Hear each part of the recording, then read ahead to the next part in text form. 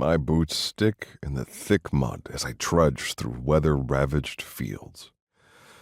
Nearby, Tanir and the human female named Clark argue about how to best maintain the community's crops. One pushes for something called a French drain, and the other wants to preserve the natural ecosystem. I do not care what choice they make as long as it helps ensure a plentiful crop for the community. I pull another branch from the mud and toss it into our cart. This is the third one Guile and I have filled this morning.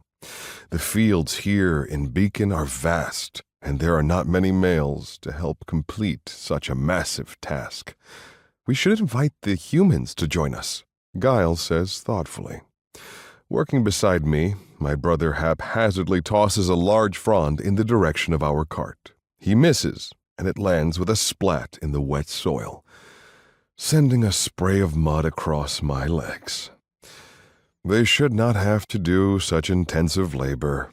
That is why we are still here, I remind him with a frown. We are here to be members of this community, brother, to build our own lives, he says proudly. In 1,000 years, no other Solvolians have been given such a gift. Guile marvels at the thought, and I grunt in response. He ignores me, though, and opts instead to continue talking. Such is his way. Besides, the humans are hardier than one might think, he adds. They could easily help. Plus, they'd make much better company than you. I bite back a chuckle. So, he does notice my sour mood. I'd argue with him, just for the sake of arguing. But I know what he says to be true. Having our lives in upheaval has set me on edge, more so than normal. For a long time, Guile and I had a comfortable arrangement, but ever since our path led us here, things have been in constant flux. We came to Elysia to aid our boss, Gorard.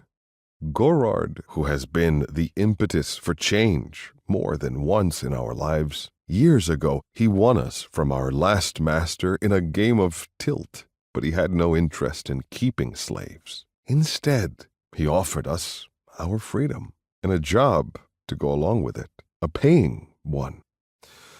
It was unheard of. Savolians, like Guile and me, were bred to be bodyguards, assassins, militants. More specifically, we're bred to be slaves.